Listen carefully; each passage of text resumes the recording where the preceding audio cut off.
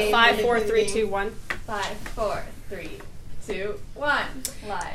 Hello, everyone. Welcome to the APAICS and Power Hour. I am Madeline Milka. I'm the president and CEO of the Asian Pacific American Institute for Congressional Studies, otherwise known as APAICS. And here at APAICS, we envision a country that has a democracy that is representative of all of our AAPI communities at the local, state, and federal levels. And so in order to achieve this vision, we run community-driven programming that creates pathways for AAPIs to get engaged in public service and to build political influence. One of our programs is our Congressional Fellowship Program, and we will be highlighting that today. So the APAICS Congressional Fellowship offers full-time legislative and public policy fellowships in Washington, D.C. And today we are so excited to have 3 of our amazing alumni who have graciously agreed to join us today. So let's give them a welcome. And I want to start with our first alumnus here, and why don't we start with Priyanka? You can please give us your name, fellowship year, placement, and where you are now. Hi, I'm Priyanka Hugan. I was a fellow from 2015 to 2016. I was placed in the office of Senator Mazie Hirono, and I'm currently the Subcommittee on Environment Staff Director for the House Committee on Science, Space, and Technology. Hi, I'm Anna Chu. I am the class of 2009-2010. I was placed in the House Democratic Caucus. I'm currently the Vice President for Strategy and Policy at the National Women's Law Center. Hi everyone, my name is Kota Mizutani. I was an APAICS Fellow from 2017 to 2018 in Congressman Mark Takano's office. I literally just finished up an amazing 8-month stint as a staff assistant for Congressman Don Beyer, and I'm moving to be a staff writer for the House Committee on Education and Labor. Excellent. Well, as you can see, we've got a really great panel here today, and we are going to actually start off with a little game. So if anyone's ever played Heads Up, you're getting to have some fun today with some excellent choices of API celebrities, as well as elected officials, so key API leaders in our community. So we're going to start off with Priyanka, and the game is obviously, if you've ever seen it on Ellen, you throw it up, and then people start giving you clues, and then you have to guess who it is. So Priyanka, we're going to start with you. Okay. Oh, Senator from Hawaii. Oh, Mazie Hirono? There we go. Who wrote Crazy Rich Asians? Kevin Kwan? Yes! Oh, I do know this. The other senator from Hawaii. Schatz, Brian Yes. Schatz. Mm-hmm. Tall basketball player. That is not specific. Really really tall basketball player. Played in Texas. Oh, from the Rockets. I'm blanking on his name. You can pass. I'm going to have to pass. Okay. May the Oh force my. be with you. Oh no, that's the wrong one. Star Trek. To go Star where? Trek. Yeah.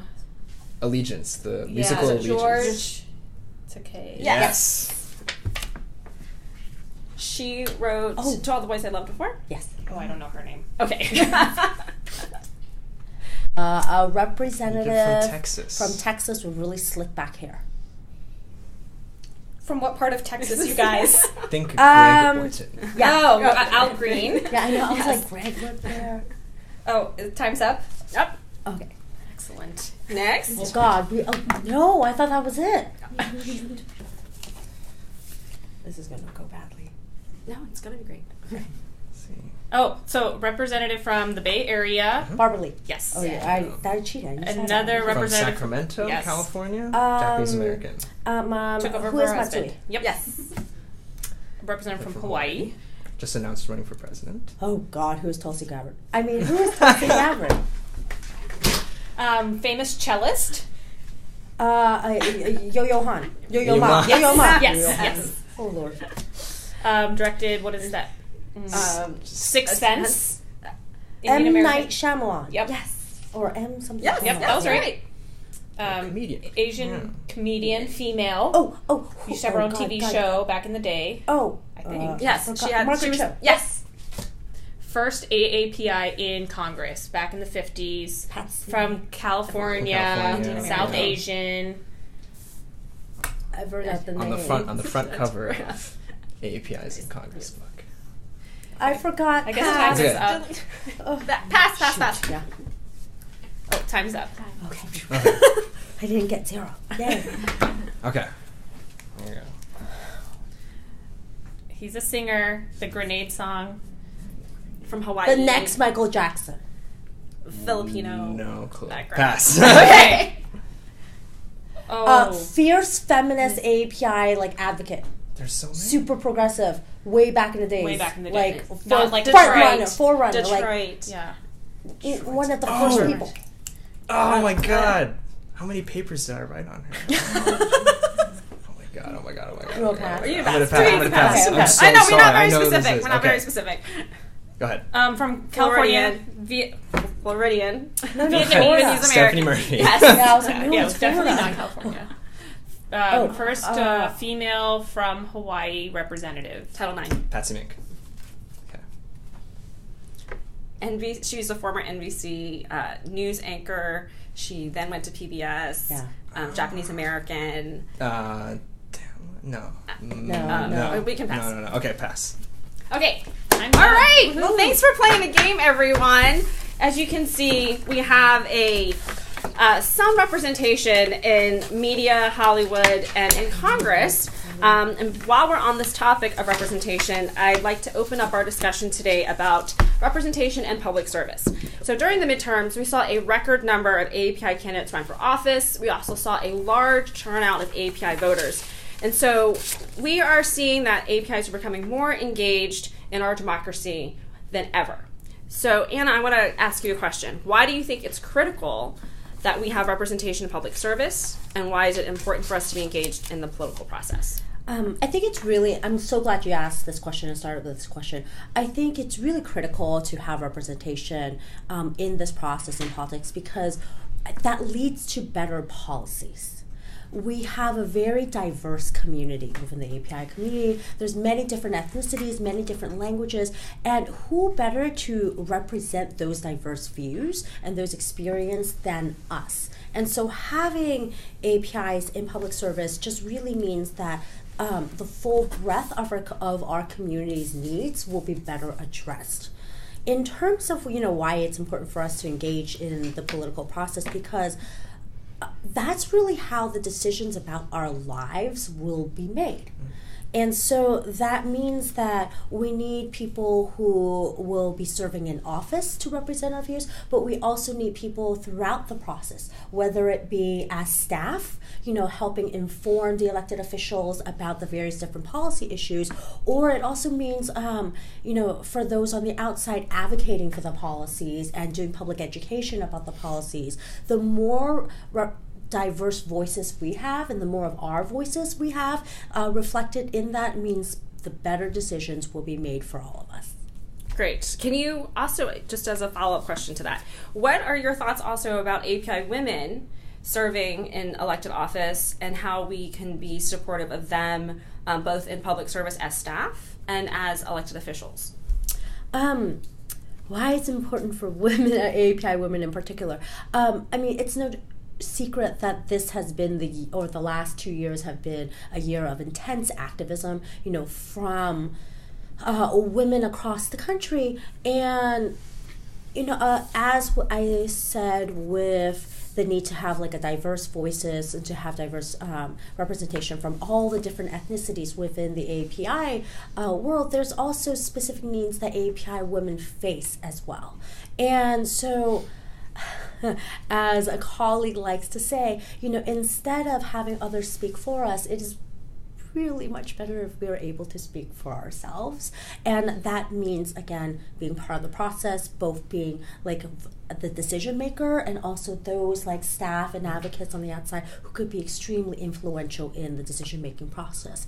And so to the degree that we can support the elected officials, we can support staff, having a robust or diverse staff at both the campaign side, also in the legislative side. Again, we will ensure that the full range of our voices will be brought to the table.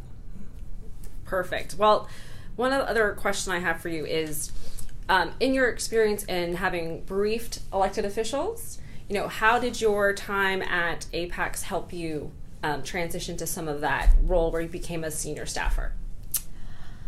Oh my goodness. My time at APAICS really was such an important, how should I say, it really helped shape the type of experiences I would have, and it forced me into situations that I did not anticipate I would have, but all in a good way.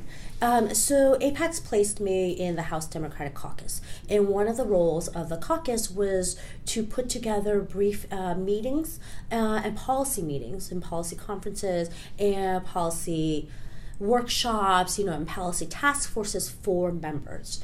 And so from the get-go, on day one, I had interaction with members, like from the morning to the night, constantly.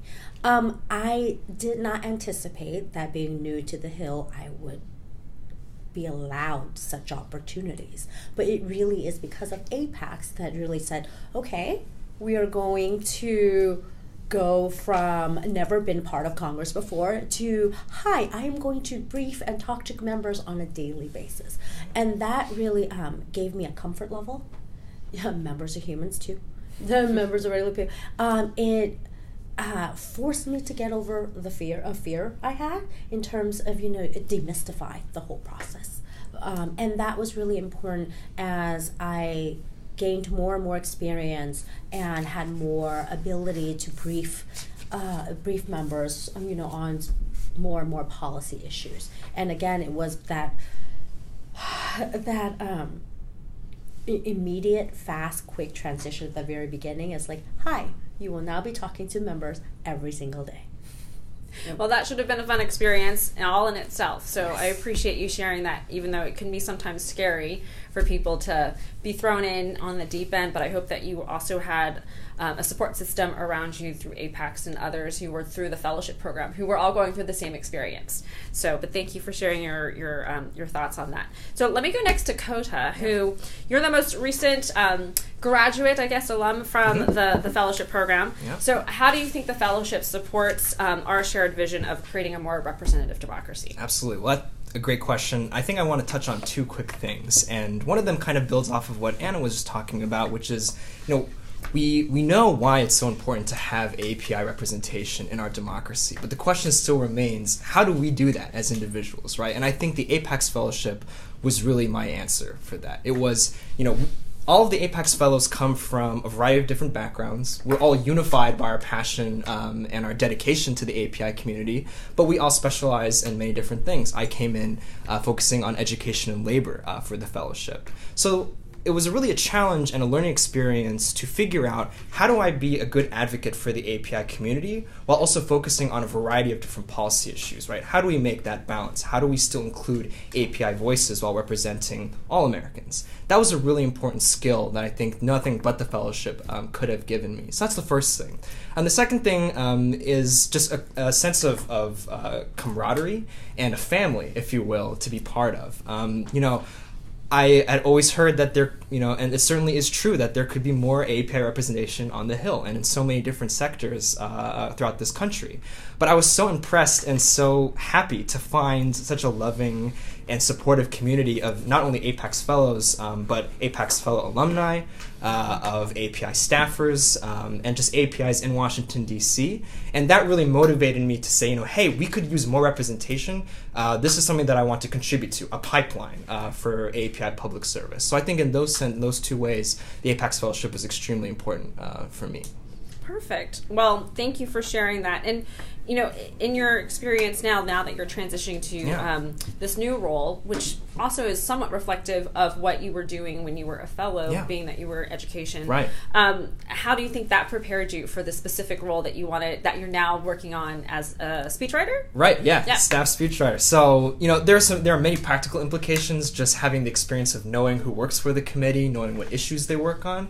But again, as I was talking about earlier, having a good sense of the landscape of the policy issue, the stakeholders stakeholders, the members who are most involved, who our allies are in certain fights and certain struggles. That's really important to understanding, again, how do I continue to advocate for APIs? Staff writer, I'm going to be writing about a number of different things, but I still want to make sure that as someone who brings an API experience to the Education and Labor Committee team, that I can contribute that voice to the conversation. That's a really important part, I think, of being an APAICS Fellowship alumni and being an API Hill staffer. Excellent. Thank you so much. So let's talk a little bit about how it's important for the, what we like to say, the inside-outside game, and how that creates change for our community. So Priyanka, you served as a STEM fellow. Can you talk a little bit more about that experience and how this fellowship impacted the trajectory of your career? Sure. So I was a STEM fellow during my APAICS fellowship. And at the time of my fellowship, a STEM fellow is required to have degrees in a STEM field, that's science, technology, engineering, or mathematics, and to bring that kind of practical experience and kind of science and technology experience to the Hill. And sometimes that's not an issue area that's actively sought after, because a lot of times with APIs, if you're going into the STEM fields, it's because, hey, it's a great job and you're going to be employed for a long time and that's what your parents want you to do. So kind of taking that different opportunity to still work with the issues that I found so engaging when I was in school, and being able to look at them and apply them through a policy lens on Capitol Hill was really, really exciting for me. And so that's why I was really drawn to the STEM fellowship. I brought my environmental engineering background to my work with the Senator's office, and she worked on energy and natural resources policy as being a member of the committee. And so it was a really unique way for me to kind of bring my interest and my passion and put them in a way that it will have broad policy implications and impact on the largest largest amount of the public as possible with the federal policymaking. So that's kind of what the STEM fellowship was for me. It was for a way for me to take my specific skills and apply them in a really broad way through public policy. So to follow up on that, how did you find APAICS, being that you are originally in engineering, in a different, we tend to think of public policy, government, in a very different sector in terms of industry. Mm-hmm. So as an engineer, how did you find APAICS and the fellowship itself?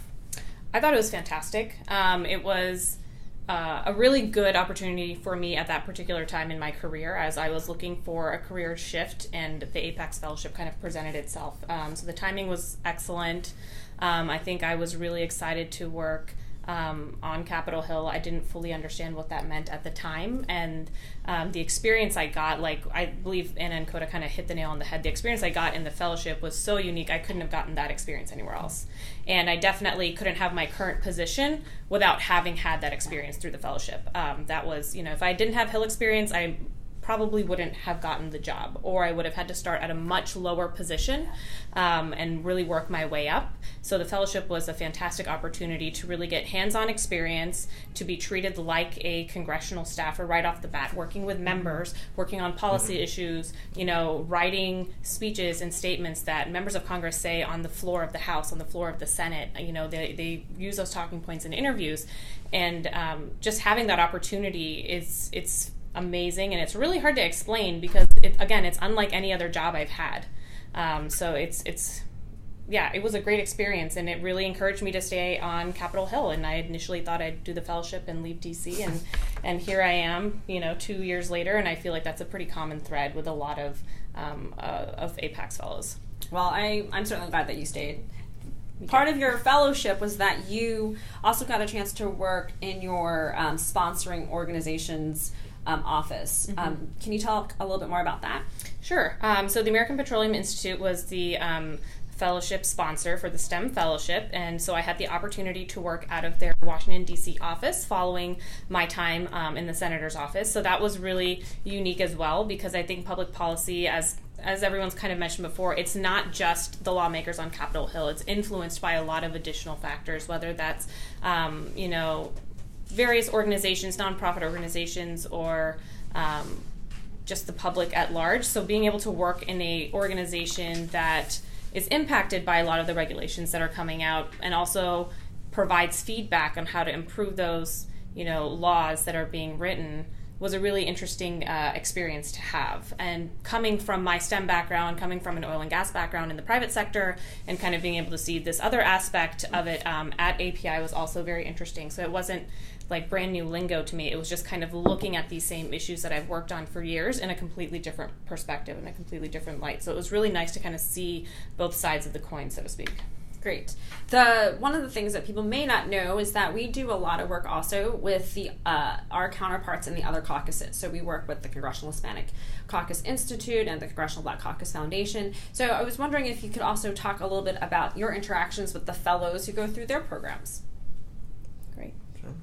I had a great experience with the CBCF and CHCI fellows my year. We actually still stay in touch, and people will invite you to weddings, and it's a really unique opportunity because within APAICS, within our fellowship, I think your co-fellows obviously understand exactly what you're going through because they're going through the exact same fellowship process. But then when you reach out to fellows in the other caucus-sponsored fellowships or caucus-affiliated fellowships, they also are kind of going through a very similar process. And sometimes, you can talk to them because maybe they work in a member office that works very closely with your member's office, whereas other people in the APAICS fellowship, maybe you don't get to see them very often. So I really liked kind of enriching my fellowship experience overall with those additional viewpoints and people. I think what I was struck by is the community that is on the Hill. And so, as Priyanka was saying, there's a community of the API, like APAICS fellows. There's a community with the alumni, but there's a broader community, with the other Tri-Caucus fellows as well. There are definitely a lot of events to attend to be supportive of each other, but there's also there's also the broader Tri-Caucus community, Tri-Caucus staff community as well. And yes, of course, there's this fun social aspect, but I think what people, what I did not realize, before going to the Hill, is how much the social and the professional are intertwined, right? And how those friendships and relationships that you build, whether it be just at happy hour, those actually translate into working relationships as well. And there are many, many opportunities to engage not just within the APAICS family and the larger API family, but also within the larger Tri-Caucus family too. And that was invaluable then, and it's been invaluable now too. Perfect. Yeah, absolutely agree about the Tri-Caucus community. I was one of my favorite events on the Hill this past year, which took place right at the tail end of my fellowship, was, I think, for the first time for me, was having all those congressional staff associations come together for a week of events. And it was co-organized. It was, co-attended, and it was just a beautiful opportunity to just say, hey, I know, some of the things you're going through, and we have that connection, and that is just an invaluable experience professionally, as you mentioned, socially, and just, supporting each other, getting through the hard times that you inevitably face on a place like the Hill. Yeah, I think it's all about building community, building coalitions, being a resource so that others within our community can see leaders, but also other constituencies see us as leaders as well. And then they also understand as careers move forward and progress that these are the people that they're going to grow together with. Right. And if I can just add too, I think on the career aspect of it too, communities of color historically do not have as much access to jobs that are on the Hill. And it's crucially important that we have that community for the precise reason that we can support each other and provide that access. When we have the privilege of having done the APAICS Fellowship, having jobs on the Hill, it's really our responsibility for the pipeline, right, to pull other folks up, and the community, that Tri-Caucus community, is so important for that. Well, we're so glad to have you guys on as part of our alumni association, and you guys are always engaged and super supportive of all the things of our current fellows and our cohort. So another question for everyone is, what is your vision for the API community, and what are some next steps that we can do to build more political influence? Sure. Folks, look at me. I can go first. Anyway, Yeah. Well, we were just talking about on the staff level, the collaborations that we have with other communities of color. And I think, one thing that I really realized and learned during my time in the APAICS Fellowship was how many opportunities there are to implement that in federal policy, right? So on the education and labor front, we have these minority-serving institutions, which are crucial parts of supporting institutions of higher ed that serve predominantly, certain communities of color. And those are, really beautiful opportunities for communities of color and members of color to come together and work on issues that represent those communities. And I think that is something that I really, I would love to continue working on in this new job, is helping provide those connections and platforms. Yeah. Excellent. We're so happy to have you there. I think it's all about APIs making decisions about policies. So making really like policies decisions that shape our own lives. And that really means I think I'm coming back to, what I said before, having APIs actually in decision-making power. So, actually being representatives of Congress, being mayors, being part of the city council, but having APIs as deciders in that process. But and also having APIs being hugely influential and in that decision-making process too. So again, as I say, having APIs as staff directors, having APIs as speechwriters, having APIs, on the outside running influential organizations as well. I would love to see us with, a big seat at that table. Yeah, and kind of just building off of that, I think we're starting to see more of that now. We're seeing more representatives, we're seeing more staffers, we're seeing people in the outside groups, and I think that's very encouraging to kind of the next generation of young APIs that are looking to see what their impact can be. And so seeing folks like us and seeing opportunities like the APAICS Fellowship, I hope will help them and encourage them to kind of pursue these different opportunities and just see, there's so much that's possible. Oh, maybe I want to be a staff director, or maybe I want to do this, and now I've seen someone and maybe I can talk to them and maybe they can help guide me. And so just kind of making it seem like anything is possible rather than, oh, I've never seen anyone do this, I could never potentially do it myself. Right, having that visibility factor, having the vision of those before us who have been able to take on these roles. So I appreciate so much all of you sharing that, your experiences, everything that you've done through the program. I think it's so important for us to see people who have gone through it and share their own experience and also how it's helped them in their current positions. And so we really appreciate that. So we're also now going to do a fun little rapid fire question game. Oh my. So I'm going to ask you a question and we're just going to roll through. Everyone answers the same question? Everyone answers the same question. Okay. And then it's just one after the next. Okay, so favorite comfort food? Mac and cheese. Fried chicken. Spam. Nice. Ooh, yeah, Okay. Spam. Who do you admire the most? Ooh. Oh, gosh. That's not a rapid answer. That takes a lot of thought. Yeah. Oh, gosh. Can we come back to it? Okay. Maisie Hirono, she's been on fire, and I love every second of it. I would say my mom. Oh, isn't that so sweet? Yeah. Yeah. Change my parents. Hi, Mom and Dad. Yeah. Can I also do a combo of Maisie Hirono and my parents? I think that's good. Of course. Okay, morning or night person? Begrudging morning person. Night. Night. Cat or dog? Dog. Cat. Dog. What book are you reading right now? The Subtle Art of Not Giving Up. Fill in the blank. I reread The Passage. Yeah. Asian American Pacific Islanders in Congress. Oh, nice little plug there. No, good Okay. So what's the last movie you watched? The Spider-Man, the Spider-Verse movie. It was great. Oh, yeah. Bird Box. Oh. I think it might have been Crazy Rich Asians. I don't get get out out. more. I We need to get out more. So, where is your favorite place? Oh. I don't know. There's so many. Yeah, that's Can't narrow it down. Chicago in the summer. Oh, nice. Paris anytime. Tokyo. Oh, Okay. All right. What's your favorite? Facebook, Twitter, or Instagram? Ooh, tie between Instagram and Twitter. Okay. Instagram. Probably Instagram and Facebook. Okay, maybe next I time don't we'll have to really- consider yeah. doing an Instagram live. What's your favorite type of donut? I like all donuts.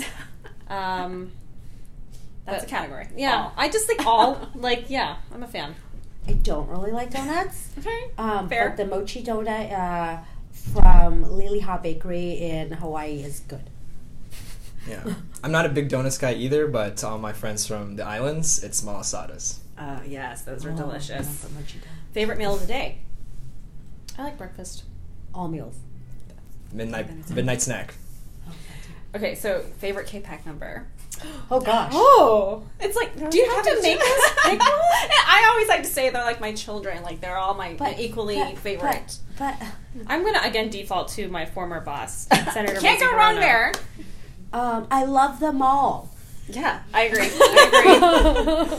Mark Takano. When you got your host office there, that's always a good answer, right? It's well, true. thank you so much for today. I think we've shared a lot. I think the folks out there learned a lot as well. And so we think that this was an informative show for everyone. I want to thank our amazing alumni, and we hope that they convince you to think that this is worth the time for you to fill out the application. So in case you don't know, the last day is February the 11th. That's the deadline. You can apply for the fellowship on the APAICS website, so apaics.org. And you can hear more stories from our alumni and follow what they're doing if you follow us on Facebook, Twitter, and Instagram. And I hope you join us the next time. And much thanks to the APAICS team for developing the material for today, Nashua, our communications associate, and Vamala, the director of programs and community engagement, who is, by the way, the person who will be managing the fellows. So don't forget, deadline's February the 11th, apaics.org. Hope to Apply see you the now. next time. Thank you.